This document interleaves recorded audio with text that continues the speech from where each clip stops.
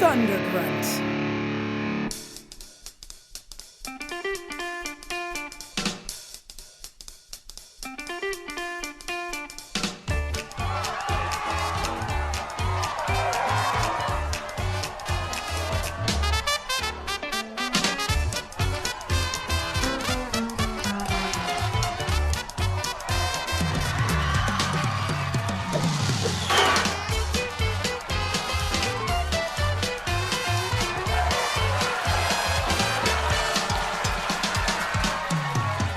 Hey guys! Bob. I want you to say your names and your Twitter handles, and if you want, what you do. I am Jimmy George. I am a screenwriter and script consultant, and my Twitter handle is @JimmyRGeorge. I am Arnold Schwarzenegger. No, I don't know. I'm Jamie Nash. @Jamie_Nash is my Twitter handle. And I'm Bob Rose, and I'm @ThunderGruntBob. And today we're going to talk about how we don't care about anything. Nothing We're all matters. nihilists. That's all that matters. Nothing matters. No, we're going to talk about Stephen King's Frank Darabont's The Mist. Yes. Right. That's a good way to label it. I like that. Right. This was a movie that actually we decided on based on a fan-created, generated poll. Yes. And by the way, fans, please, if fans, like there's more than two of you, hit us up. They're Talk sitting to at us. the table. So. Ask us questions. We will bring them up in a future podcast. You have suggestions. We solicit all this stuff. Send them to Writers Blockbusters Podcast @gmail.com. yes. Or you could DM us on Twitter. You could just tweet us. Yeah. Or call Jimmy's cell phone at 443. Or his address at Stop by Jimmy's house. Yeah, we'll have a conversation. No, seriously, I think the interaction is really fun. It is really fun. And the poll was really fun. The poll turned out different than I thought. Yeah. We It were was dead shocked. close. Well, Misery and The Mist were like in a heated race. Yeah, like one vote difference. Because the there was a hanging Chad on hanging Mist, Chad, right. Which goes with this movie, kind of. Yeah.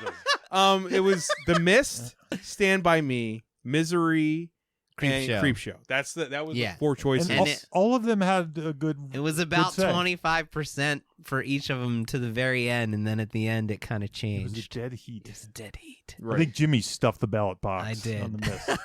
We actually had a few friends on Facebook who really tried. We were like, go vote for this. Yeah, fellow Thunder Grunter Huey Hessen. That's right. He really tried to stuff the I ballots. think he stuffed the ballot box. He really, when he kicked it in on Facebook, that's when all the votes started going right to The Mist. So it might be his fault. This the one. Yeah. This was the one I was rooting for because I think it's the most divisive, Yes. and I like talking about divisive stuff. Well, when Frank Darabont retweeted the survey, I knew. Yeah. He voted for Stand By Me. Yeah. Right. Is he on Twitter? I have no idea. Okay. I don't know. Thomas Jane probably is though. He's the one. gosh. He's the one. Yeah, we'll get him. We'll get him. Don't worry. Mhm. Jamie, Yes. how much did this movie make? This movie made it cost at a cost of $18 million. It was kind of a run and gun, Very lean. Yeah. lean. That's so he could keep the ending. Go ahead. Keep the ending. And he kind of said that, and you can see all of his movies since he did The Shield, when he directed a few of those episodes. Yeah. He started doing this kind of lean and mean approach. He didn't do the old majestic style. But or he whatever. did say he wanted that style for this movie. Yeah. He did. But then when you look at The Walking Dead, it has a similar television show, of course, but Right. they kind of have similar styles. This movie does not have the camera work or nuance of Green Shawshank. Mile or Shawshank, right? Yeah. By the way, But this, it's fine. It's Yeah. fine. Yeah. so at $18 million, which is still a lot of money, it wasn't like a Blumhouse 2.5. Only 18. What- Yeah, Jesus, come on. 18's a big budget. It made 25 million domestic and another 31 million foreign. So it wasn't God, like that's so low from what I thought Wow. it would be. yeah. It made 57 million total. Whoa. Yeah. So it didn't make a ton of money for all the votes it was getting on Twitter. Yeah. Nobody saw it. Well, we are 12 years removed too. I Yeah. think it's kind of gained. I agree. It's Yeah. gained a following Yeah. since, right? Yeah, because when it first came out, it was not I saw it 4 times in theaters, and I have never seen a movie where people actually stood up and said "fuck you" to the movie. Oh my! That actually happened in a theater. People stood up and were like giving the finger to the theater. I saw to the screen. I saw that at an Inconvenient Truth. No, can you imagine that wouldn't surprise me. Yeah, exactly. But what type of people like that would go see that movie? Like I might like this. Wait, and then they get to the end. Fuck you. Also, remember when stuff like Inconvenient Truth was wide released in a movie theater? Right. Yeah, like wow. Yeah. We're going back here. Because we're bringing up the Bush administration is very relevant. It is relevant to the time. To the time. Yeah. Right. But this movie's very thematic about that. We'll get into it. But speaking of who wrote it, who directed it, same guy. Yes. So Sir Frank Darabont, knighted, right? Knighted. Right. He wrote this movie. If you don't know Frank, you might know him from his other hits like, I don't know, Shawshank Redemption. Or Green Mile, Majestic, season 1 of Walking Dead. Yes. He did a bunch of stuff. Wait, Godzilla additional writing uncredited. Which one? 2014. Okay. Interesting. This is in his IMDb. What is he known for writing outside of the ones he directed? Okay. I mean, I know The Blob, and Dream Warriors. Nightmare on Elm Street. Dream Warriors. So here's the thing. He got his start doing a Dollar Baby. He wrote one of these Dollar Babies. So glad you're bringing this up. Which I'll bring up. Yeah. Called The Woman in the Room. So he gave Stephen King $1. Well, so what I learned is no. He didn't? That's what encouraged and inspired Stephen King to start that policy. He was the first one. He was the first Dollar Baby. And ask permission. I did not know that. That's awesome. And then Stephen King was like, after he saw it, he was like, well, this is awesome. I want to do this all the time. So, yeah, that was a nice... So, and what a Dollar Baby is, Stephen King has a website up there, stephenking.com. If you go to stephenking/dollarbabies.php, it's a PHP site, scripted. He actually has a list of short stories available that people can option for $1 and adapt. I've done this, by the way, so I can kind of talk you through the process. I haven't actually made the movie, but I did it once. I thought about making a movie, and I never did it. Can you option it for $1 and make a feature, or is it only short? Either, it's only right? a short. Well, I'll get to it. I'll get to it. Okay. So here are just some It's examples. not as great as it sounds, is what you're saying. Yeah, Right. yeah, it's not as great as it sounds. I want to. It's still awesome. I want to say it's awesome, but then I want to temper it a little Okay. bit. So, Yeah. so here are some of his. I'll just read them off really quick. He's got about 20 of them. I won't read them all. A Very Tight Place. That sounds like one for Jimmy. I would. My favorite porno. all that you loved will be carried away. Beach World. Big Wheels, A Tale of the Laundry Game, Milkman #2. Cain Rose Up, Dedication, The Doctor's Case, Graduation Afternoon, In the Death Room, LT's Theory of Pets, The Last Rung of the Ladder, Lucky Quartet, The Man Who Loved Flowers, The Man Who Would Not Shake Hands, Morning Deliveries, Milkman 1, Mute, Nona, One for the Road, Rainy Season, I am reading them all. The Reach, Stationary Bike, That Feeling You Can Only... Anyway, so these are the ones... Here's what I found out when I did this myself. So I optioned at the time. First of all, they come and go, the short stories. They're changing. Yep, ever changing. When I optioned it many years ago, I paid my $1 and optioned Survivor Type. That's the title? Survivor Type. Survivor Type is now, I noticed, not on the list. Mm-hmm. And a lot of people did Survivor Type around the time I optioned it. Survivor Type's actually being done for the new Creep show. So they probably took it off. Mm-hmm. They probably said, That I'm makes going to take sense. it off. Here's the deal with it. You pay $1, and you can do this through the website. Like, there's a whole, you have to type your name and email address and stuff. I think they send you a contract. That makes Or, sense. click here for PDF sample of the contract. I think they send you one, you send the $1 back. That's the deal. You can't make any money off of it. You can't show it on the internet. It can only be Whoa. shown at some festivals. Only some. Yes, and he has a list of some festivals. And I can't remember what they are exactly, but they might be like the Stephen King Dollar Baby Festival and things like that. So that's pretty why restrictive. it's like, pretty Yeah. restrictive. Yeah. So that is why I eventually, after I went through this process, I said, do I really want to put all this work into it and then only be able to show up for these certain festivals? And that's if you get in the festival. If you get in the festival. Yeah, because A Very Tight Place is a great short story and one that I think I would love to adapt into a feature. So when I heard you say that it's on that list, I was like, is it for features too? So that doesn't make sense. Yeah, so you could probably do a feature, but you just can't show it anywhere. It almost makes me want to option one of them, shoot it on my cell phone in like 1 hour, and then start submitting it to festivals. Well, be like at the Stephen King's, and then A Very Tight Place, and then I tell you who it might make sense for. It might make sense for film students. Yeah, it's a great idea for film students. Yeah, it just stinks that you can't put it anywhere. Yeah, and read the terms and services, decide for yourself, because maybe I'm being more restrictive here. But I think that's great still. Yeah. Maybe you can get it into Sundance, for This is relevant because this basically was started by Frank Darabont. Right. He wrote him a letter, asked for permission, and Stephen King then said... And he created this thing. I'm going to do this for other people. Yeah. Yeah. He was the first. That's right. Yeah. And I mean, his career has been intertwined with King's completely. Yeah. So they're good friends. And, right. I mean, well, yeah. How could you not be? Three arguable classics. Yeah. And maybe the best Stephen King adapter, arguably. Yeah. That's something to be discussed later, not here. Right. But yeah. But I'm saying he's like intertwined with King. Yeah. Like forever now. Forever. Forever. Yeah. Right. So that's why that's relevant. Yeah. And so also we should mention that The Mist was a short story. It's adapted. It's a novella, actually. I think it's like 130 pages or something like that. It's somewhere in that vicinity. I originally read it when it was in Skeleton Crew and as a kid. Same with me. That was one of the Stephen King paperbacks I owned. I still own it. You still own it? Me too. I think I got rid of all my paperbacks like in the 90s, or they're in like a box somewhere, and I'm going to open them up and find them all again. But it was one I probably had 7th, 8th grade. It took me. I don't know that I ever read the whole thing. I would skip around. Yeah. But The Mist was certainly one of the ones that I read me too. That was my introduction. Yeah. Well, speaking of Jamie's introduction, let's talk about Monster in the House. Ooh. Monster in the House. we need these little bumpers. I know. It's time for Monster in the House. Right.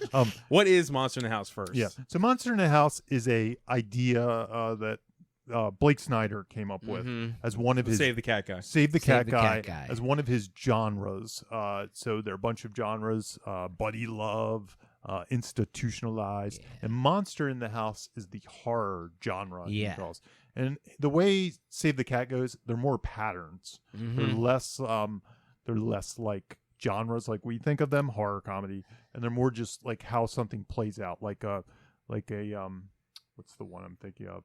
The Golden Fleece is like usually a quest movie or trying to win a prize. Right. Monster in a House is it's the following things. It's usually there's a monster, and in this case, I think the monster's obvious. Yeah. It's the mist and the monster's in the mist.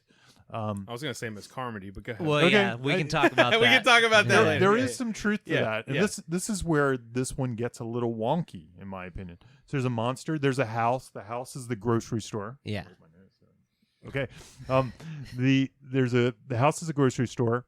And then there's usually a sin that brings about the monster. Now, great discussion. This is an interesting one because I think the sin on the surface is obvious, but if you go with, like, would you say who's the real monster? Because this is definitely one of those stories like Night of the Living Dead, or maybe The Lottery, something like that. I always call them "It's About the People" movies. It's about the people. It's not about the monster. Doesn't matter. Jaws is not really about a shark. It's kind of like Lord of the Flies. Fight Club's not about fighting. Right. Lord of the Flies, but Lovecraft's around it. Right. Sort of thing. So, but the sin that brings about the monster is kind of playing with science. Yeah. It's like, it's the old Frankenstein thing. Is interesting because if you read anything about this movie, is that it originally started with the lab. Yeah. Yes. Originally, that was the opening scene. Was the sin? We were going to open with the sin. Yeah. It's a real cheeseball scene too. I read it. Yeah, Which I think is going to go to our discussion later about what the actual tone of this movie is. Because that lab scene, no, it is. That lab scene changes the tone of this whole movie. It does. It does. Well, I prefer it the way it is. And Andre Brower was the one who persuaded him to not shoot. Good on Andre. Yeah. Right. But that's, we would have seen a tangible sin, whereas here it's discovered later. Right? Agreed. And I think that's why it's messy, because I think the sin of this movie is people thinking they're better than their neighbor, and you could argue that the scientists are trying to be better than everybody else and do something that you could make it all encompassing. You could make that's what Luke Carmody was trying to argue. Yeah, exactly. And you could make that argument, but we don't see that, so it's less tangible. It's the off-screen movie. Right, the off-screen movie. So, yeah, the sin is a little messy. The off-screen movie I like when you use the term the messy, because it's there, but it's not concrete. And the off-screen movie here is like a Roger Corman movie. I love it. Yeah. I like for how heavy and serious this movie can get. It's like the cheesiest off-screen movie possible. Yeah. I always found the the book kind of had elements of that. Yeah, like Frankenstein and werewolf and stuff, and it was kind of cheesy, but it had this other dark side to it. I think Stephen King himself is a lot cheesier than most people give him credit I for. agree. And he is fine with it. Yeah. Stephen King's tastes and his intention are way cheesier than most people ever assume. I think you're right. Yeah. I know I'm right. I've reading all of his movie reviews, the movies he loves angered people. He loves like schlock. Yeah. Deep Blue Sea. Deep Blue Sea. He loved the remake of Death Race so much. Like people were angry at him. Like the Jason Statham one. And they were like, how could you like this? He's like, it was awesome. Like that's Stephen King, you know? It's like exactly. You gotta know the source a little bit. You know? Yeah.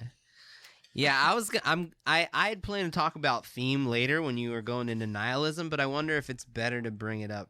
No, when you're going in, you want to talk about the moral premise later. No, well, it doesn't matter. We could talk about that now. The only one thing I wanted to say on the monster in the house. The other thing I wasn't sure if there was a half man in the story. Can you give us what a half man is? So for people? Oftentimes, and this isn't a requirement of a monster in the house, but oftentimes in Monster in the House, there's a half man, which is somebody who's faced the beast in some way before, faced the evil in some ways before, lived to tell about it, and now it's kind of a mentor figure. Quint might be an example in Jaws. Quint is the absolute half man. Yeah, he's where the term That's came where the term from. came from. Yeah. You see it all the time, but I don't think this one has even the army guys aren't the half right. Man, right? Yeah. The guy who runs in the beginning, I think his name is Dan, who with the blood, he's covered with blood, and he's like, "There's something in the mist," but he doesn't end up being. Yeah, that's not it. Yeah, I was almost thinking it could be something like from what we're talking about. Like, let's say one of the army guys was in Afghanistan and he saw evil and the way people turned on each other. That's not there. That's not there. So I was almost missing or even one of the army guys that would have survived the lab explosion. Yeah, everyone. Like he dealt with them for half a day. Yeah, and now he's like, you don't understand what's coming. I've seen it, but that doesn't happen. That's not here. Sort of, I think, enhances the unknown. Right. The unknown aspect, the ambiguity about the what Lovecraftian element in the movie. Right. The lack of knowledge. Right. Enhances that Lovecraftian aspect. I mean, if somebody known, that would be too much exposition. Just sit there and explain it all, and then it would be I was waiting for the praise of the killer speech, and which is where I was going to say I'm trying to help the audience listen. Okay, Thank you, Bob, for reminding me. And Half Man and Praise of the Killer. The more I think about it, they kind of do have similarities. Dr. Loomis. Yeah. You know, what is Praise of the Killer? So often you'll find, and it doesn't have to just be in horror movies, but in horror movies definitely it works well, is someone who the audience considers as powerful and wise or respected gives a speech, just knowledgeable in general, gives a speech about how dangerous the threat is that they're going to face. And Quint, he's like quintessential. Quint, right. Quint, I mean, that the USS, what is it? The Indianapolis is one long praise of this killer speech. Right. It strikes fear into your heart about the villain, and it sort of enhances your feeling that all the characters are in danger. And we've tracked this as we started talking about this through many movies. And we even saw it in Men in Black, Tommy Lee Jones characters talking about the roach monster. Usually it's like the world weary guy, the famous ones, character who has seen everything. Yeah, exactly. The half man, right? Like you said, Jamie. Like the most famous ones are Loomis talking about Michael Myers. Like I spent 30 years trying. I spent this many years trying to reach him, and this many years trying to make sure he never got out. And Kyle Reese with the Terminator, like he will not stop until you're dead. Right. So this movie it doesn't have that. It intentionally lacks that. I think that is a decision. Yeah, creative choice. Because he wanted the audience to be a part in this story. We are learning when they learn. It's part of the whole theme. We're them. We're them. We can't know more than they know. It's like, that'd be wrong. Yeah, and it works well, but you're right. Then it doesn't really That's the reason that the lab would be wrong. Exactly. That's the reason it would be wrong. And it fits that standard recipe. It doesn't fit that standard recipe of the. Yeah, it would be interesting to see if in Lovecraftian stories how often a half-man is. If that shows up. Yeah, because a lot of there's usually the ones I've read. I don't feel like there's. Dude, I've read so many. I'm like, yeah, but I don't feel like the half-man is a thing. No. Usually, it's someone encountering evil for the first time and being completely not understanding what it is. Right, because that was the point of Lovecraftian. And the cosmic horror makes you go crazy. Right. Blah. We can't understand it. We can't understand so what much it is. bigger than we're nothing. Right. And that's We're definitely nothing. an aspect of this movie. What is the mist? Yeah. Now, with that said, though, how's it? How do you guys feel it's handled when it's like, what is the mist? Well, it's a bunch of bugs. Well, it's everything. Yeah, There's lots of... But you know what I mean? Like, in the end, though, like, you understand what it is. We really do. Clearly. It's the Lovecraftian stuff washes away in the halfway point. I do think there is a version of this movie where we never know what's in the mist. It just people die. They never see it. Right. That's what I was could trying be to the say. Russians. Right. It could be, the Russians. whatever Right, it is. Yeah. I can see that version of the movie working. I think that version of the movie is the monster movie without the commentary that Frank Darabont was trying to push into the movie. Like, he wanted to make a movie about humans, so it didn't actually matter that the mist was so well defined by the end. Oh, it's another dimension, a bunch of bugs from another dimension are killing people. Okay. You're right. They do give us enough information between the various things that we It's not that weird absorb. in the end. It's not like, okay, they're just a bunch of animals from another dimension. Right. All right. Yeah. And the mist is their atmosphere. Yeah. It's not like... Yeah. It's not Lovecraftian at the end. It's like, okay, well, they're just... Which, I don't know if I haven't read the short in so long. I wonder if the short is that concrete. The short is definitely just super quick. Like some of the differences in the short is definitely more ambiguous. But I think the short does have creatures and things like that. Yeah, it does. Giants. Right. Exactly. So it's more ambiguous, but it still has stuff, you know.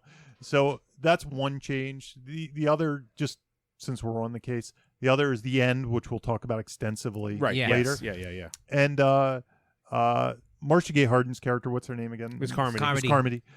Her character is less fire and brimstone and more folksy and a little less heightened, probably, as she is. It's still heightened. I mean, it's still Stephen King heightened. I think that was Frank Darabont's true addition to the movie, besides the ending. Yeah, he said he went into I listened to the commentary, and the only reason it's so fresh is I literally listened to it right before I left for here. He said that he added 2 Mrs. Carmody beats specifically, and that was her alone in the bathroom begging God to give her the strength to lead these people, to show that, number one, she is like a normal person who just is afraid in the situation. He said the book she was very cartoonish and didn't have any sort of like tangible human characteristics. Right. Yeah. Like, and this was his way of showing like she's vulnerable and she's real and she believes that like what she's doing is for the greater good. And that's like that scene. She's like, help me help save them. Right. And then the second scene is the sacrifice, Jessup's sacrifice, the soldier. Expiation. That's not in the short story. So he said all of the warnings. Which is crazy because that's the best inciting moment for them to leave. Absolutely. Yeah, you need it. You need it. Like, so it's very instructive, right? Because otherwise you could still be compromised. Otherwise they wouldn't have left and they would have been fine. It's the escalation of it all, of the theme of the. And he said, so he said the only thing that he thought that besides the ending that the story was missing was sort of the Mrs. Carmody mob coming to a head and showing the result of all that paranoia and fear. And so he created that sacrifice scene just so it could grow like the Mrs. Carmody character. So, and I mean, can we talk about Miss Carmody for a second? Yeah. Just in general, like, I mean, what we were talking about before we started recording was this was written during the Bush era. And that was we're not going to talk about this era. Because we just don't, that's not the podcast we're on. But as far as writing is, I think sometimes people forget how bad the Bush era was. Yeah. Equal to, it's like, well, the sequel's way worse.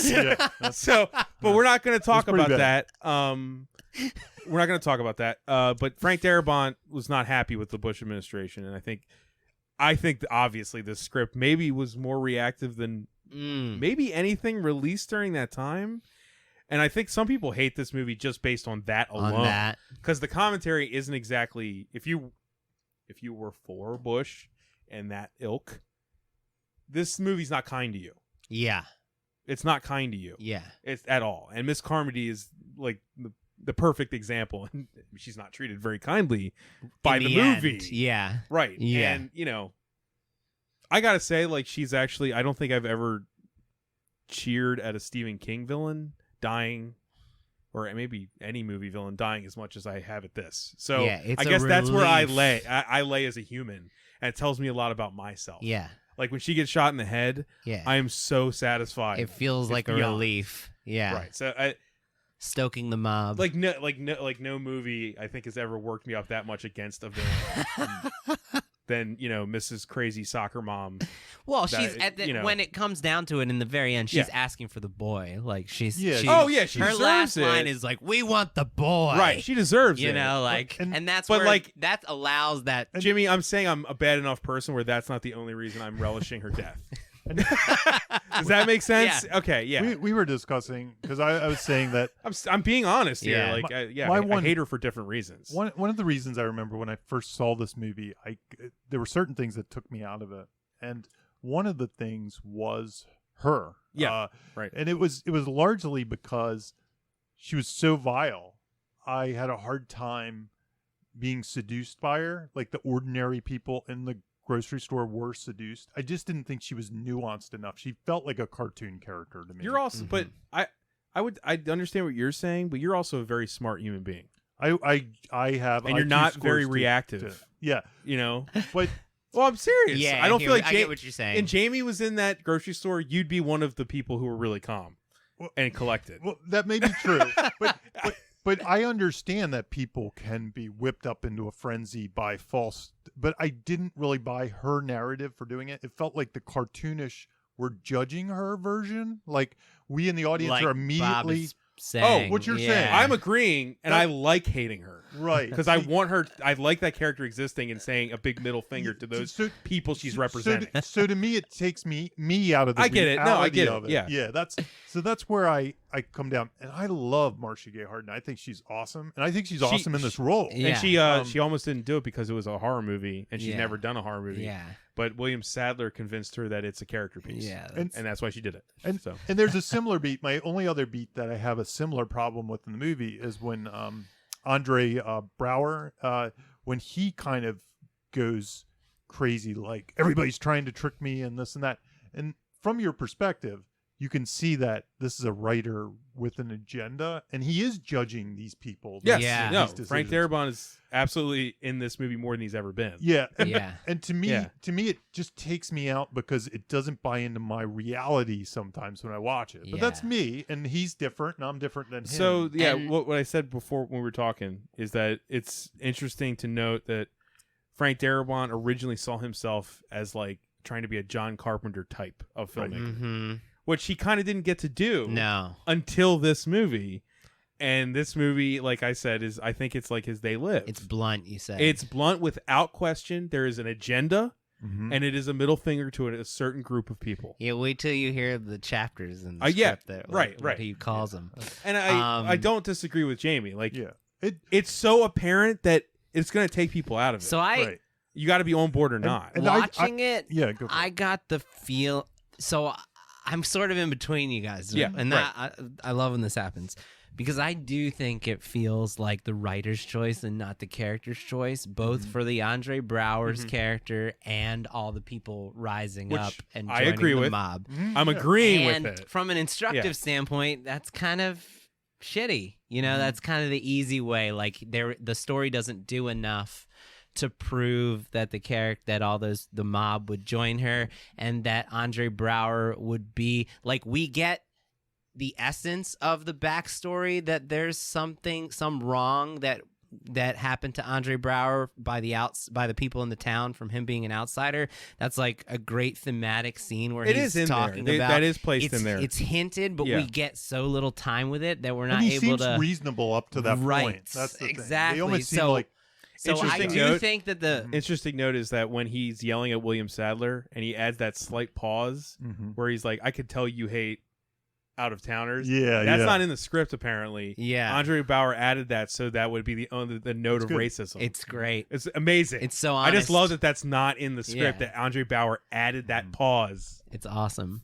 Beautiful. But I agree with you, Jamie, that it feels like the writer's choice and not the character's choice. Here's the thing, and I agree with that too. I think this is where, I just want that movie. I think this is where the difference is in our opinion. I think we all agree on these facts. Yes, I won't say facts because it makes it sound like we've decided. These are the facts. We all agree on these opinions. Well, everything we say is a fact, Jamie. Yeah, obviously. I mean, we agree on these elements. Man, that's speaking to the villains there. But it doesn't mean you can't write a movie with Darth Vader that we instantly hate Darth Vader. Yeah. You know, a parable or something about the crazy cult leader or something that we don't necessarily get seduced by and we don't understand why. However, this is the difference, I think. I think you get that. You're like, oh, well, this is like a black and white parable. This is his version of the world and metaphor. They live, and me, I'm not sure. To me, the movie felt more like, and it's a little tonal thing. Like you're on board with that tone. So you might be getting his vibe better. And me, I'm feeling him wrestling with something that feels more realistic. Like, what would I do in this situation? Absolutely. Where am I going to be? Yep. Which is, that could be this movie. A little bit. But that's not what this movie is, and really. I am more on Jamie's side with what I absorb from it is what Jamie's absorbing, whether it was the intent or not. No, I get it. I get it. I mean, so, it's a movie written by a very talented man who was extremely mad. Yeah. And I dig that because to me, this is his most auteurist movie. And I love auteurs because they step out of that box. Like it's not just it's not a monster movie, really. Yeah, no, I like that about it. Yeah. But I get why people hate that about it. You know? I can't necessarily debate it because it's, you know, I'm assuming one intent that it's missing the mark with me, but if maybe I'm assuming the wrong intent. So that's the spot. It's a divisive movie, man. There's a lot at play here. Yeah. Like there is a lot at play in this movie. Yeah. And like to some degree, the thing that you want out of it is kind of in there. It's almost there. That's the problem. Because the movie is kind of about who are you in this situation, but it's got an agenda too. So it's like and honestly, I think you're putting it well, though. Honestly, I don't. It's not like I hate the movie for those Which reasons. group would you join? I think it. It asks you that question. It definitely does, because you've got Miss Carmody people, then you've got the willfully ignorant smart people who are like, of course, magic can't exist. Right. Yes. And then you've got the practical people, the Tom Janes. Yes. Which group do you join? Yeah.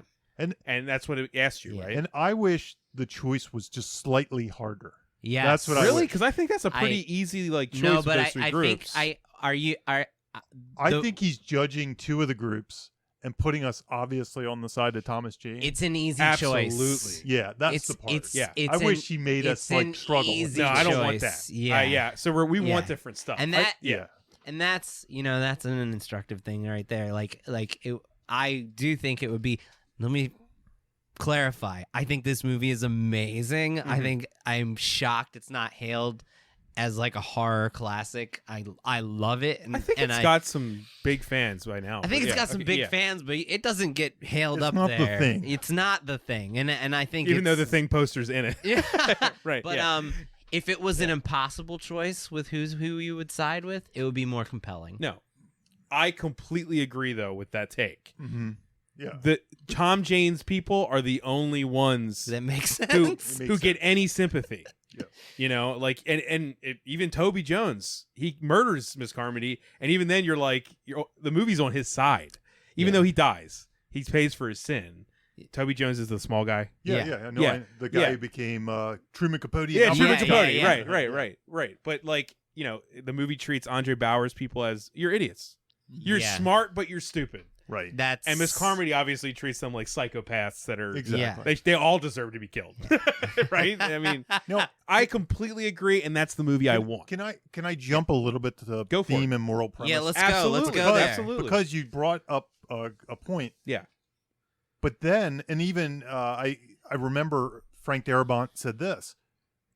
Marcia Gay Harden's character is actually right. He says that in the commentary. Which is That's bizarre. a fan theory too that I read last night. So he actually said out loud, so it makes it easy for us. Yeah. This is the theme of the movie. He said the theme of the movie is the monsters you're stuck inside the market with are worse than the monsters that are outside the market. Your friends and neighbors, the people you thought you could trust, are now going batshit crazy because they're being driven by fear and turning into a mindless mob. And he said, I'm going to jump back and go on the promise first, and because they tie in together. Okay. Can I say one thing before you get there? Yeah. I remember him specifically saying about Miss Carmody. Yeah, I'm gonna get to it. Oh, that's why I want to talk about the promise, because the promise defines it all. Right, I wasn't thinking of that at all, but listening to his commentary made me feel like we should talk about it. Okay. So the promise that he makes to his son, originally it appeared at the midpoint, and it was shot even when they were shooting all the midpoint stuff. Yeah. And then he realized that it didn't support the theme. If he put it there, that it had to be placed after they killed Jessup, after they sacrificed Jessup. Right. Because then when he says, promise me you won't let the monsters get me ever, no matter what, he could actually and may actually be talking about the people inside the grocery store. We don't know who the kid is referring to. And he did that intentionally. Right. And also he did it so it could be so the audience wouldn't need a second reminder of the promise, because he felt like once they were editing it that it had been so long since the promise had been made that it would be forgotten, and that the ending would be less powerful. And now it's like that's really instructive.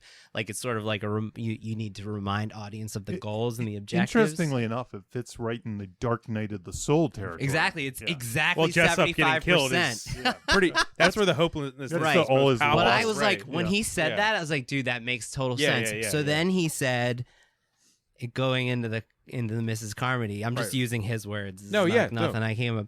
He said the ending expresses the theme when he puts it after the Jessup sacrifice, because he says promise you won't let the monsters get me ever, no matter what. And the theme is that the monsters inside your friends and neighbors, the people you trust, are worse than the outside.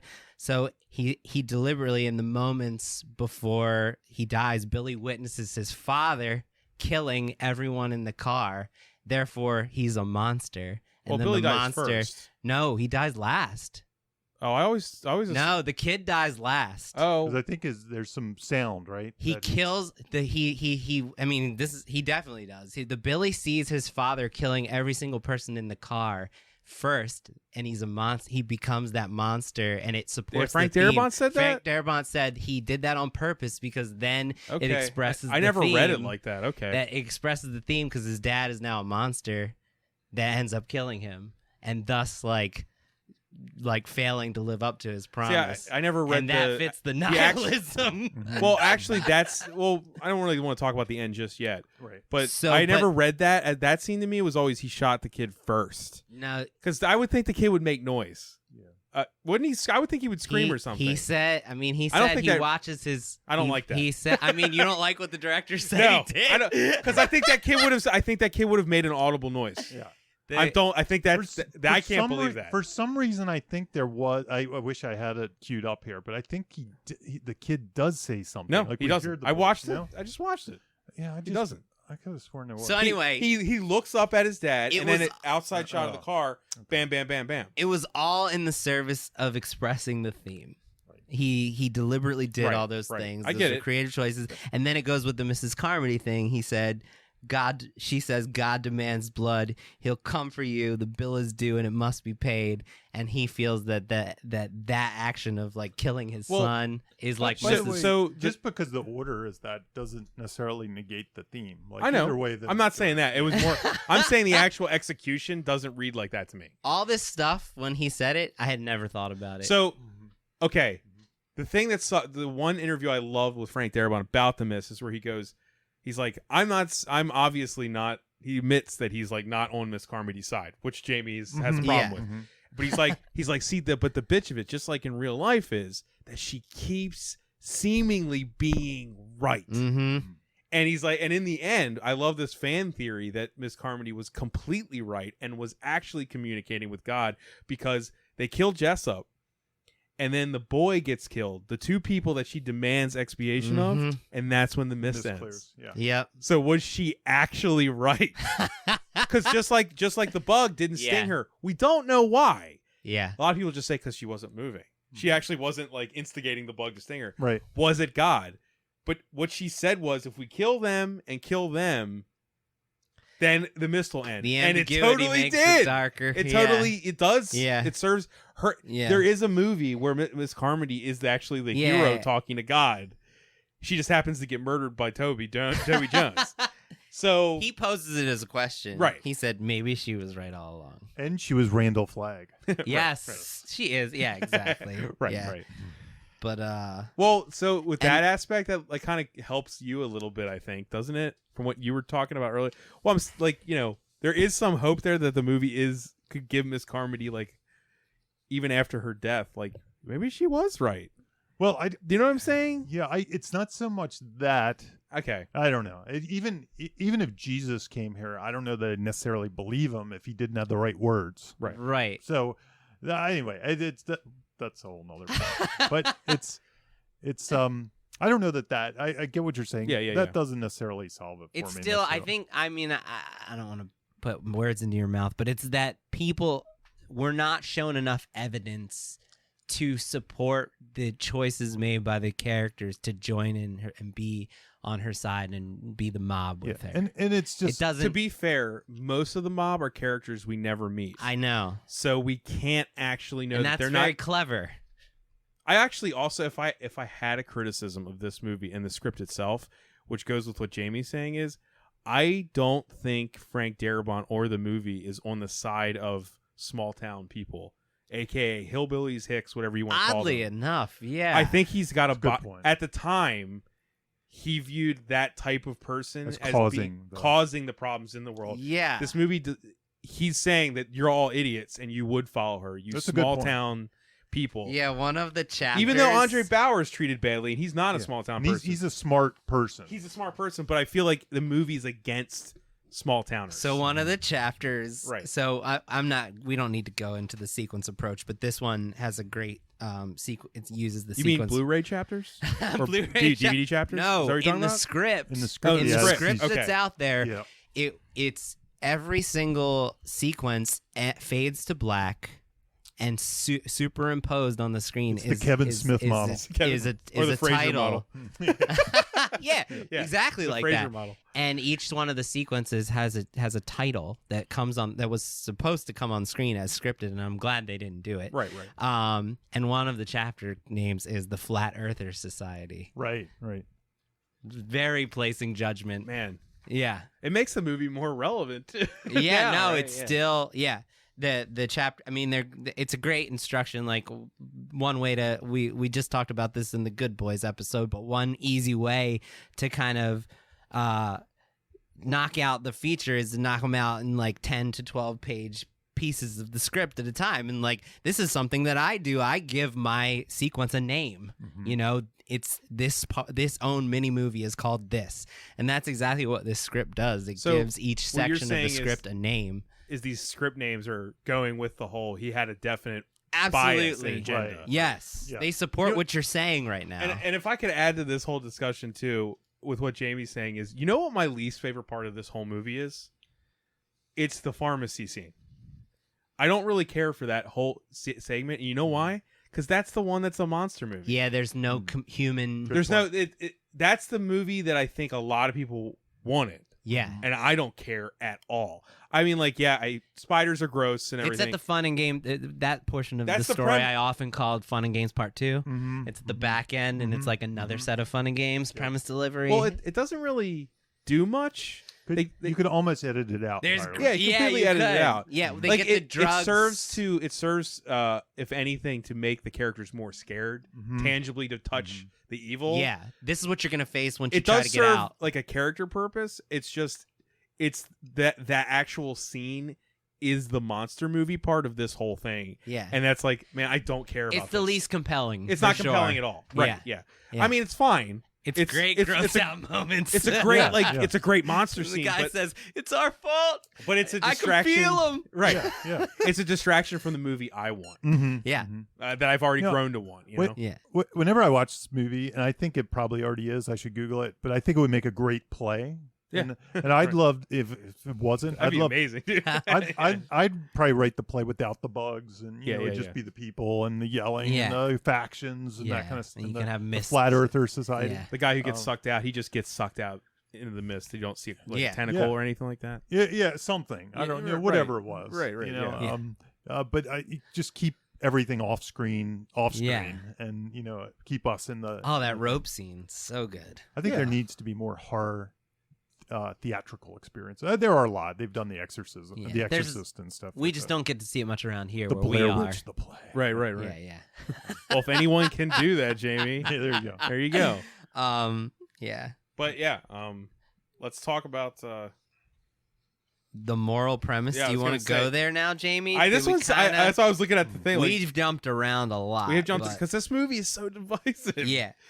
I mean, are we ready to talk about nihilism, Jamie? I think so. I mean, that's the big thing in here. Well, why is that such a topic for us on this one? So a lot of times when I come to this theme, I like to do this thing called the moral premise, and it's debatable whether theme is the same thing as the moral premise, because I think the moral premise almost more relates to character arcs. Yes. Whereas theme, like what he said, the monsters are inside. That's not really. It's like more of an idea. Arc. Yeah, that's like the bigger picture that encompasses like the individual character arc or the change or the journey in some ways with the moral premise. The moral premise is a book by this guy, Stanley Williams. If you ever see that crazy diagram, the diamond that everybody's making fun of lately, that's his.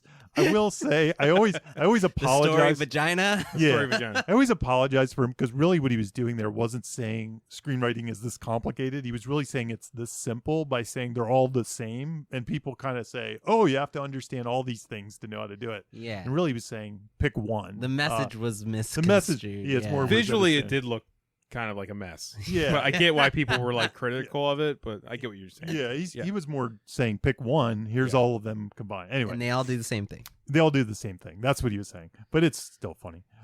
So he has a book called The Moral Premise. The moral premise, it basically turns the premise of the film, the theme, the character arc, kind of all this stuff that gets wrapped around into vice leads to bad result. Virtue leads to good results. You can state kind of the premise of your movie in those terms. Mm-hmm. In this particular movie, I struggle with what it is. Yeah. Because I'm not sure what leads to good result. What is the virtue of treating your neighbor equally, the golden rule? I think if there were a way to get to it, I think the key might not be the lead players. I think it actually has to do with the woman who leaves at the very beginning to find her kids. Yeah, I agree. Yeah, like if you're gonna find it, she's some kind of fulcrum there. That's the one I was narrowing down on. So she followed. To me, okay, I'm just gonna riff. They all sinned by not helping her. Exactly. Yes. She was actually there. Help your treat your neighbor as you would treat yourself. So if she needs help, then you help her. So what is that vice virtue argument? And strangely, she was the one that had hope or latched onto some hope or something. She did. She believed based on heroic virtue. Yeah. But is that any better than religion in some ways? Yeah, I don't know. I've wrestled. I don't know. I mean, I go back to there's so many. I didn't write what was said, but or is the movie just like she made it just because she happened to make everything fucking luck. dumb luck? So yeah. why don't I should I frame nihilism super quick first? Yeah. What is actual nihilism? Well, not Twitter nihilism. Nihilism is kind of like the kind of meaningless of the universe. Like there's meaningless to life, and there's no rhyme or reason to the way things happen. Is kind of the basis of nihilism in general. It doesn't mean you're evil. It doesn't mean you're evil. I would add on to that, like as far as when we're talking about cinematic experiences, a character can achieve their goal or not achieve their goal, and they're still going to suffer in the end, no matter what, because we are born to suffer. And nothing matters. Yeah, it doesn't matter what you do. Suffer. But a nihilist. But you could still. A nihilist can still not call. You can be a nihilist and still your actions aren't dictated by nihilism. Does that make sense? Right. Yes. Does that make sense? Yes. I just want to make sure. Like, I don't think people understand. They think of the Big Lebowski. And no, that's why I'm laughing. You know, in my head. Right. They think We think we're nihilists. We love nothing. We love nothing. Right, which is great. But I like, some people can believe in nihilism and still do what is a seemingly good in the world. Yeah, because they know it's just all they can just try. And strangely, a movie like the Serbian film could be. Has anyone besides me at this table seen the Serbian film? I have not. But just saying, you guys would not enjoy it. Like the most dark and whatever movie could actually have a positive theme to it. I'm not saying that one does. Whereas a romantic comedy could be nihilistic based on whatever happened. I can't think of one. Yeah, they could get the girl or get the guy, like, and let's say everything they do everything right. About, they don't get the girl. You guys have seen Wet Hot American Summer, right? Yes, I think the end joke of Wet Hot American Summer is the nihilism of the fact that she's like, "Hey, you're really great. You're a good person, but Andy's really hot. I'm gonna fuck him. Bye." You know what I mean? Like if that I was playing with that nihilism of like, I got you. Yeah, it doesn't matter actually. Nothing mattered that you watched. So this Stanley Williams moral premise guy, he reframes this whole argument into, he calls it either false or inconsistent moral premises. And he's kind of a Christian bent, so he definitely fall in the flat earther community. But he's he kind of has a positive outlook towards film, and he thinks film is the way we want the world to be, not necessarily the way it is. But he believes. I don't like that. He thinks. I don't like putting limits on it. Yeah. Well, no, he doesn't say that's the only way it could be. I know. He just thinks that most people go to the movies for that reason. Yes, I would agree. Having said what I said about when I saw it, I agree. Yeah, people hated this movie in the theater. So I shouldn't. I kind of phrased him wrong. He said people go to the movies to see the way they want the world, not necessarily the way it is. Necessarily, there are other tyes of people that do go. That's for like that a very reason. core of premise delivery. They want to see that premise delivered as though it cannot be in their own lives. Yes. So he argues that no movie that has a false premise or an inconsistent premise has ever been big at the box office. And that's arbitrary, obviously. And The Mist would kind of fall in that territory where it wasn't a super big hit. Yeah. It actually did better than most of the ones he points out. And the ones he listed that I was kind of joking, and you could go I can't wait for this. Yeah, you could go on his site and check them out, because he actually goes into the reasons why they have false or inconsistent moral premises. Right. So, and I'm not going to go through all those. But the ones he listed, they're kind of old. Ishtar, City Slickers 2. That was the one I thought of with you. I don't think that's why that did bad. Oh, yeah, exactly. Wait, the one, my favorite one, my favorite one, Burt Wonderstone. Yeah, exactly. What a weird. And then he has.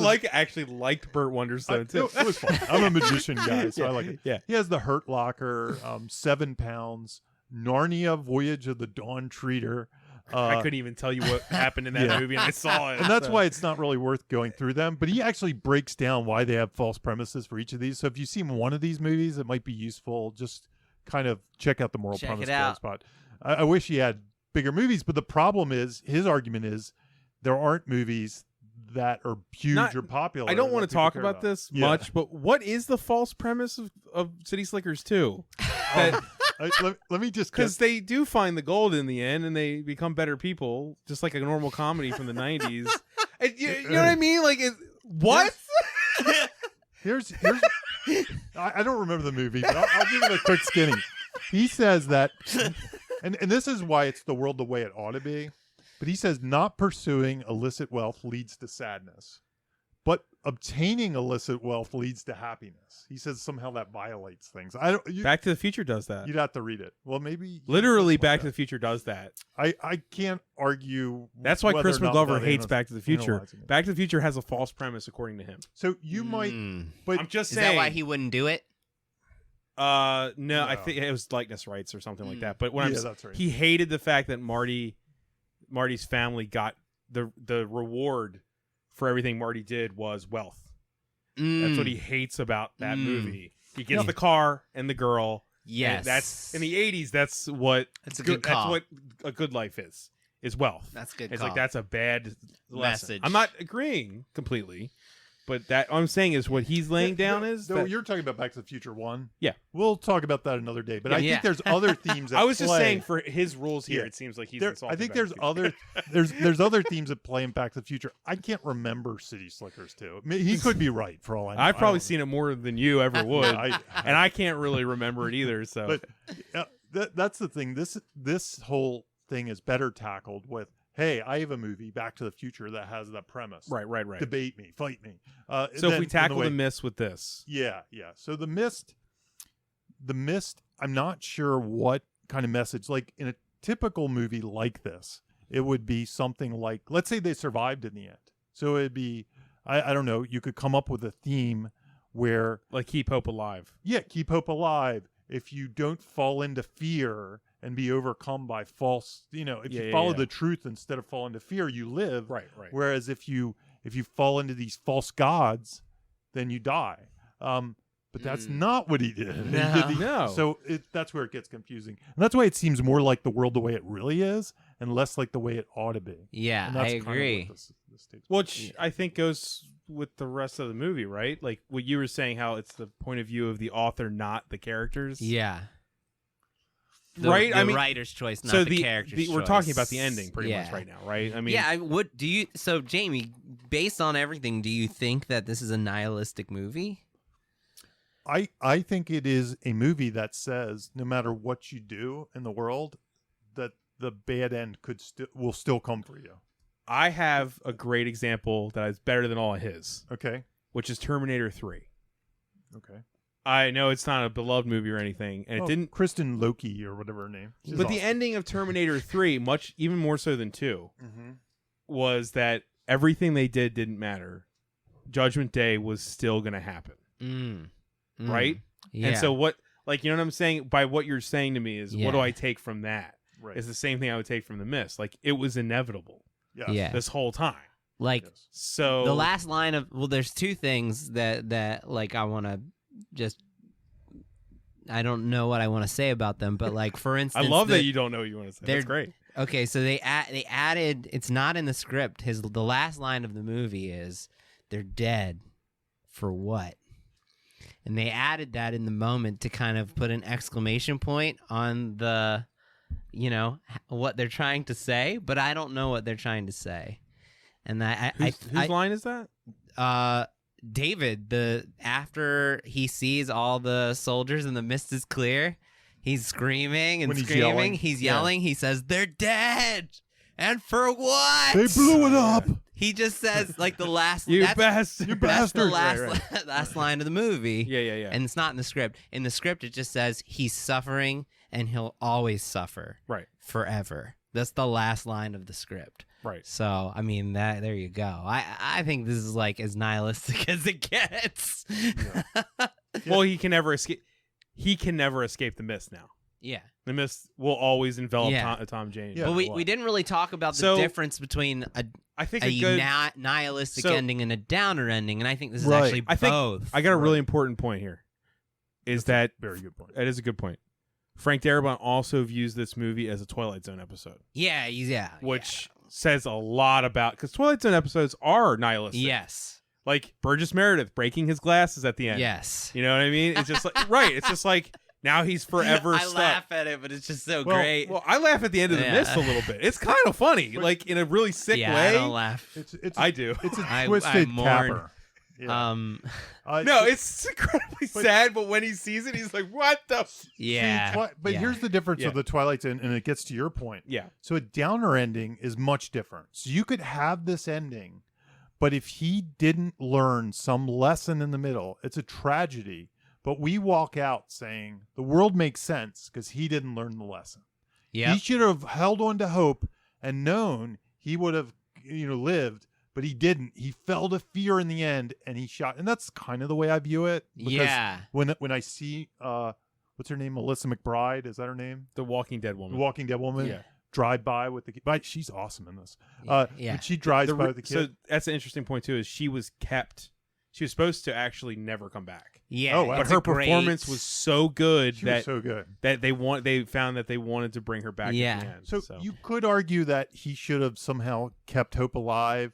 And actually, my problem with the end, and I don't mind. I'm somebody that doesn't mind these kind of endings. Yeah. But again, I love it. it's Yeah. not like so do I. It's not like saying these endings are wrong. The argument he makes is just people don't necessarily go, so the box office will be smaller. That's agree. his argument. I So, mean, I fully agree. We're there. not trying to So- argue that this No, ending's no. wrong. You can have a movie that says the world is meaningless. That's fine. Go for it. You can have. That's the point of telling art. It's like Yeah. art. It's, say something. It's meaningless. There Okay. is a part of me that says, well, she held on to hope and she lived. He did not, and then died. And my only argument with that though is the end.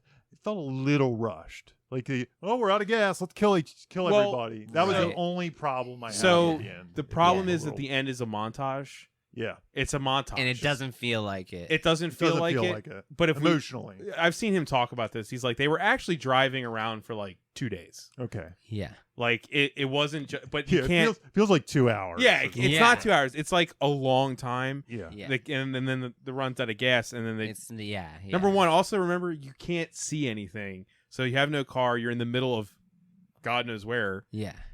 If you think about it in context, I understand where it ends, but I can see how people were like, "What did they just? Did they just drive away?" And they're like, "Oh well, Yeah, it's it's like, over." But it's like they make all this effort to drive away, and then they Yeah. just run out of gas and they kill each other. That's kind of what it feels like in the execution of it. So, But yeah, I can understand. what I was gonna say is that the difference you were talking about from nihilism to being just a downer ending. Mm-hmm. I think that the reason you can tell this is a script by a very angry man is that you could actually adjust this so there was one more bullet in the gun easily. Mm-hmm. Toby Jones could have just shot Miss Carmody in the head, not the gun. Yeah. And then in the end, Tom Jane could have actually executed himself in that car. And as the audience, we just see. I'm not trying to rewrite the myths. I'm just saying, if that happened and Tom Jane was dead, and then we see the tanks come through, Yeah. that's a downer ending. But I don't think it's a nihilistic. It's not. one. Yeah. You understand what I'm Yeah. saying? Like keeping him alive is an intentionally Absolutely, and that's nihilistic where thing. that's where the That's what we're lesson. talking. Yeah, right. He didn't exactly. It would be It's like- easy to have Tom Jane have another bullet and kill himself. Right. because like But he fails. His goal is for them to escape the mist without getting killed by the monsters, but he ends up being the monster, killing everyone, and then he still is doomed to suffer forever. So I think it's both a downer and a nihilistic. It's like it hits you both sides. you can look at it just as like, hey, have some patience. Look how somber I What am if- talking have about some it. patience. have some patience should be the theme. Have some Yeah. patience. Yeah. That's Wait around. If everyone just waited like another day, Yeah. even the crazy people, Everyone would have. everything would be fine. right. Like just wait. Like that's what I think is amazing about this movie is that I don't know if he intended this, but the fact that it's a supermarket Mm-hmm. is what makes it beautiful. It's because they had the supplies Yep. to live to the point way farther than they had to. They had the food. Yeah, they could live They for could a have very lived and- long time. They could have survived that one attack Yeah. Yeah. through the window and lived through this whole thing. And that's a credit And to they- Stephen King more Right, than that's I'm Frank gonna give it to Darabont. Stephen King. Yeah, But yeah. that's what's great about it is that they didn't. It's that like they're panicking and it's like you could panic a little less. You've got all these supplies. You Got bathrooms. Like it's Yeah. not. It's bad, but like Yeah. you could be stuck somewhere If you else. if you can barricade those doors. could You almost- could not go insane. You then could- you'll be okay. You could almost see another movie where then when they get outside, they realize, oh, it's just a power failure. And they all went crazy and killed each other. Oh man, that's great. That's also a nihilistic ending, kind of. Though. It is. If they did. But it kind of shows. Again, it all depends on what lesson is meant. Like if there is a way out for survival, then the nihilism goes away. If you demonstrate a way out for survival that they should have taken, and said if they took this, they would have been. I think it does that though. Does it? How is it? I think what I just said. If he had just waited, if they I think the positive, the non-nihilistic nature of this movie is not in the movie itself. What it is that if the situation ever happened to you, you would all be like, hey, let's not miss this up. Oh yeah, let's not get all misty, okay? Like you'd be like, no, I'm serious. Like though, wouldn't this movie come to your mind if a similar situation happened? Well, yeah. But the flip side of that, while that's true, it's a weird point, but yeah. But the hero didn't have a choice in that. He probably would have done that had everybody not gone crazy. It's more of a lesson for the other characters. Yeah. That's not what I'm him. saying. Like what's his path to survival? Like what could he have done to survive? Let me revise what I just said. Mm-hmm. You could say that to the Miss Carmody in the grocery store. You could be like, right, you sound a lot like the villain in The Mist. Mm-hmm. You know what I mean? Like, like it's a lesson for them. Right. Not for the Tom Janes. And we're the Tom Janes. I think he wants the audience to be the Tom Janes. The people who like The Mist are the Tom Janes. Yeah. Right? Does that make sense? Yeah. I'm trying to defend it in a weird way here. Well, it's like our hero had a chance to survive. Usually the way things work is our hero, through their actions, learn something, figure out a way that gives them a positive result in the end. In this case, the people that did the best things still die in the end. Mm-hmm. And in fact, they make a horrible decision in the end. Yeah. That, again, it's a little... and anyway, that's really the bulk of it. Let me ask you this, because it's something that I really don't think about. What is Tom Jane's arc? I don't think they're... like, it's a negative trajectory. It is. That's part of the reason why... It is what we're saying. Don't shoot your kid. Like, what's the arc? Yeah, it's I'll protect you. He's willing to protect his father. He would have done that from moment one. He would have. Yeah. Like he didn't change. Yeah. Most tragedies are they get a position to change, but I don't think he was a bad person. He was good from the beginning. Yeah. Who changed during the movie? During the script, who changes? Only negatives change. There's only negative changes, which is like Bill Sadler's character goes from on the side of the logical people and changes into joining the mob. You could maybe argue that it's depending on how you view like the world. I guess you could argue that Toby Jones has like a heroic change. He does. He goes from being kind of wimpy guy to guy who saves the rises day. to the occasion. Becomes a badass. Yeah. Yes. Right. Yes, and he's that's nihilistic. He gets torn up right away. Big deal. You rose to the occasion and saved people's lives. That really goes to the whole Miss Carmody was right theory. Is like he takes her out and then get torn up. Yeah. But character arcs aren't really a part of this movie. No, not. I don't and it's think intentional. So. Yeah. Right. I mean, that guy knows how to write characters, so. Like we know Frank Darabont knows what he's. Yeah. I think that's why I like it so much. Is like I love intention, even if it's like a focused bullet that is so obvious. You know what I mean? Like that's what this is. This is a focused atom bomb of commentary. I find short stories often have like no character arcs at all. Right. They're just quick. So that's fitting. This being a novella, it kind of feels like that. Short films often are low. It's not important to the resonance. Yeah. It's all plot and theme and not character. It's very thematic. But yet the characters aren't like bad. Yeah. They're just already defined when we get there. Yeah. Yeah. Yeah. But it doesn't have the half man. If there was some lesson to be learned that he learned somewhere, like don't give up hope. Let's say that was evident at the 50-page mark. Oh, you mean Tom Jane? Tom Jane. Yeah. And then he got to the end and he did give up hope because he just couldn't see any other way out. And then he killed them. That would be just a down ending because we would walk out of the movie and say, "Oh, I get it. If we keep hope, we will not end up in a bad way like he did." So that's the way you make it an uplifting movie because he becomes a tragic character. It's a movie that puts all the work on us. Yeah. Yeah. I mean, absolutely. I mean, what we're doing right now on this podcast is all the work is on us. Yeah. You know what I mean? The movie's not giving us anything. Yeah. And there's a part of me that, again, the Stephen King novel, we haven't talked about this, the novella, didn't end this way. The novella just ended with them driving off into the mist with some semblance of hope. He just sort of dreamed that this was a possibility. He thought about, well, I have the bullets. If it comes to that, I can do it. But, there was hope. So we're driving off into hope.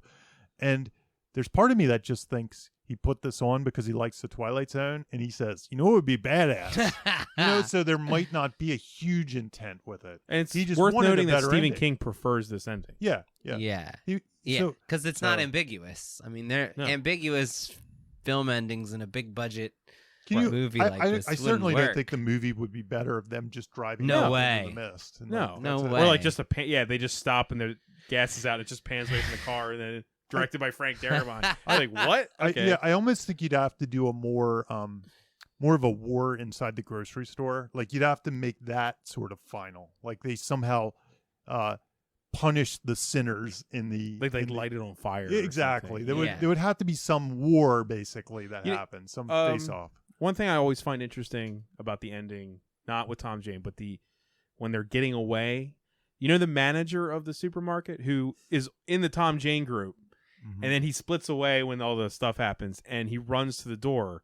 They let him back in. Which I always thought was really interesting because, like, Miss Carmody's dead, and everyone, it's like as soon as she was dead, the spell was broken. Mm-hmm. And they, like, you know what I mean? Because they were trying to kill. He was mincemeat before that in their eyes. Yeah. And now they're all like, they learned, they changed. Yeah. They changed. They learned something. Like they realized their sin. Yeah. And changed really quick. Yeah. It's a great moment. It's a I small remember that. thing. I remember being like, "What? Like why? Because you're like before that they would never have let him back in. Yeah. But because the soldier tries to get back in, right? And they say they don't no. let him. But she's gone, and they realized the spell. What happened here? Yeah. Oh no, we killed someone. Yeah. We're responsible. So in a weird way, they have more of an arc as a group. Mm-hmm. Yeah, then the people in the car sort of have like, in the end, a truck almost like a mob mentality. Like, let's just kill. Like, it's a Jim Jones, and it's interesting that they call her earlier like she's gonna become our very own Jim Jones, and then they end up taking the Jim Jones action. The movie's all about microcosms, right? Mm. Microcosm of society, all the way through, and then in that car, you're another microcosm of another society. Yeah, right. I mean, that's what it is. Yeah, it is. It's just it's not traditional in any way, really. Yeah, I love it. Well, yeah. I mean, I wouldn't want every movie to be a cheeseburger. This ain't a cheeseburger. No way. The thing I wrestle about with the ending is his actions in the end heroic? He's punished for it, but it kind of takes courage. They all look at each other. They all nod. They're going out together. The decision isn't made easily. There's it's kind of a weird thing, but then he gets punished for doing, in that case, maybe the courageous thing. Like, I'm gonna would be to take away everybody's suffering. I don't know. He does suffer for just his son alone. He makes the sacrifice in some way. He's right, making like, the sacrifice. He's the one that has to. The son, yeah, is going to just die. He has to live with it, so that the son may not suffer. He makes a rational choice, and he's the guy who's going to take the. It's almost like a commentary against rationality. Like the logical thing for us all to do is to commit suicide, right? or join a weird religious cult. Right. But on the flip side, I don't think that's what he believes, Frank Darabont. No, I don't. No. Maybe he believes the suicide part. But I'm not saying that in particular, but maybe some allegorical. Right. Yeah. Like, I think in the end, I don't want to be like a school teacher on this, but in the end, what we're doing right now is the reason it exists. Could be, because it's just, I don't even know if he could give us the answers. You know what I mean? Yeah. Like, that's the point of the ending. Like, what does it mean? Yeah. He could be like, I don't know, you figure it out. Yeah, and much like City Slickers too. No, when Billy Crystal executes John Lovitz to stop him from much Curly's like wrath. the end of Burt Wonderstein. What a weird. But I mean, okay, this movie didn't flop though. It didn't flop. It's kind of more like his theory is more like you can't point to any huge blockbusters that have these kind of endings. And that's fine. I mean, it's fine. Yeah. It's fine to do a solid single, just like you said. He spent $18 million because he wanted the ending. Yep. That's fine. That's fine. It's not all about money. Sometimes it's about making a good movie. It's a movie about how different factions of this society react to actual information. Mm-hmm. That's what my view of this movie is. Because the whole movie is a repetitive thing of here's the information presented and how are you going to process it? There's more debates in this movie, I think, than I mean, there's like 7 or 8 major 3-4 minute long debates about what's happening, what are we going to do next, like you said, based on the information. And Toby Jones is this odd little side character who has the arc, and he's also fully aware of how society reacts to itself. He's like the philosopher. Yeah. Like you put people in a room together and they'll try to kill each other. Yeah, there's that great moment. Right. It's one of those outsiders versus local. There's this that's great more moment, nihilistic than anything. the moment where the manager is trying to take power. Yeah. And Toby is like "That's great. You up. Shut the fuck up." And then you keep writing our names down and filling out the report. Now I think about it. His little line there, his little line about society, that's kind of the nihilism theme right there, right? He's like, you put people in a room and they kill each other. Yeah. Yeah. That's kind of him stating theme, isn't it? Mm-hmm. Yeah. We always talk about the statement of theme. Yeah. And he's like, like that. There's a ton of those. All of those debates include those arguments about that. Yeah. Right. I mean, the whole movie just has a constant, here's characters presented with information. What do they do? What do they do? What do they do? You know? And who are you? Get scared. Who are you? Who are you? That's what it's not, I don't know. It's not traditional in any way. No. It's awesome. You know? And I think horror movies especially are things that can do this better than some other things. Because sometimes they just leave you with a jaded feeling and you walk out, you know. Like City Slickers 2. Like City Slickers 2. I gotta go back and watch City Slickers 2. Yeah, maybe it's fucking like hardcore nihilistic. That's what I learned. Next week on Raiders Blockbusters. City Slickers 2. We break down City Slickers 2. 4 listens. I mean, whatever. You know, I'm game. But is there anything else we really want to... I think we really dove deep into this one. This is a hard one. Yeah, it's a hard one because it's not a cheeseburger. Yeah. I feel like Misery or Stand By Me would be easy. Yeah, I'm glad we did this one, though. Those are all great movies. I'm just... Yeah. This one's the hardest, I think. Well, Creepshow's an anthology. Lawnmower Man. Jamie, you know, I would. I love Me Lawnmower too. Man. That's the next one on his list, right after Ishtar. Oh, my God. The nihilism of Lawnmower What'd Man. you guys learn? You go first. I learned that Frank Darabont wrote The Fly 2. I didn't even realize. Yeah, he did. I didn't realize. I think what did I learn about this movie is that if I'm totally willing to whore myself out to an agenda I agree with. But I knew that already, I guess. I mean, I agree with every criticism that you guys have made about that. And that's what I like about the movie. That's why I like it. Specifically. Yeah. You know, because it's for me. Yeah. It's an auteur movie that's literally for me. Nihilism, not so much. Yeah. But I also like something that's willing to say, like, something that I don't want to hear. Yeah.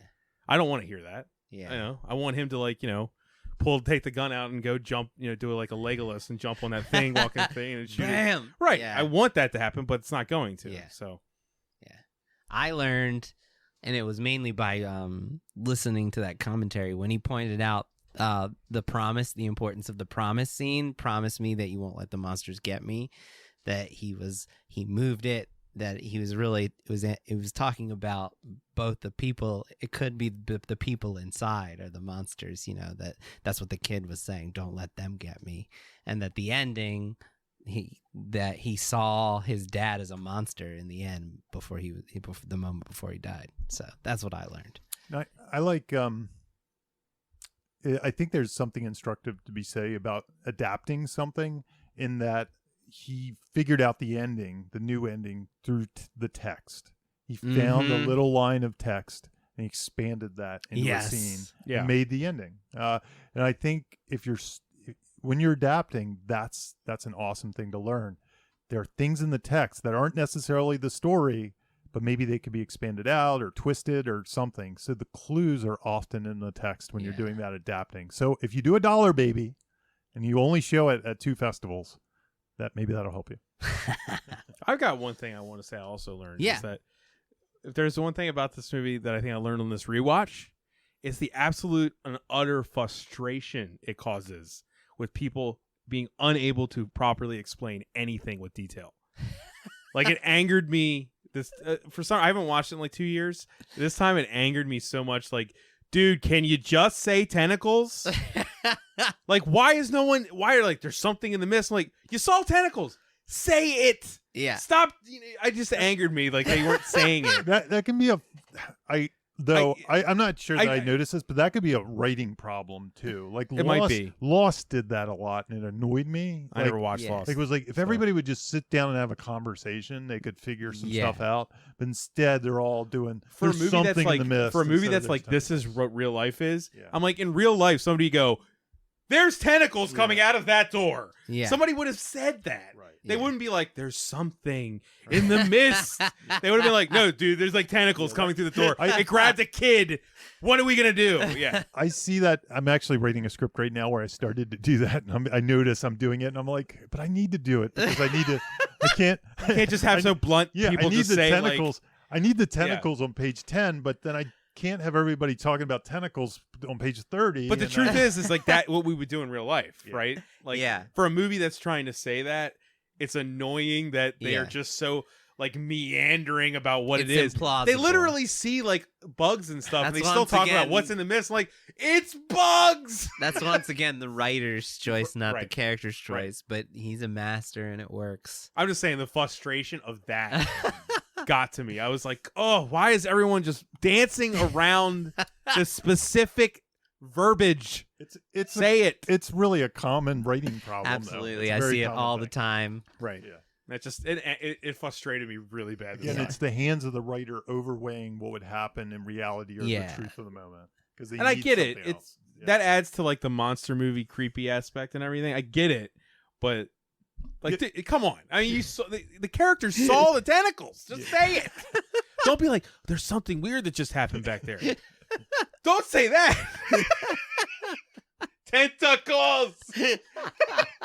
They ripped the Shermanator apart, man. All right. I think that's everything. It's good. Right? That's everybody everything. good? Yeah. Thanks for listening, guys. Thank you, guys. And thank you, everyone who voted. Yeah. Hope you enjoyed. Hope you were glad we chose this. We chose this based on your poll. Right. Yeah. Send us your comments and your own opinions. And we'll probably do another poll in the future. Right. Definitely. I think that was a very successful thing. I definitely think we should. We'll do that in the future. Which City Slickers movie we should tackle? 1 or 2. 2 or upcoming 3. All right. Thanks, guys. Bye. You have just listened to Writer's Blockbusters, a screenwriting podcast featuring 2 professionals and another guy. Available only on Thundergrunt.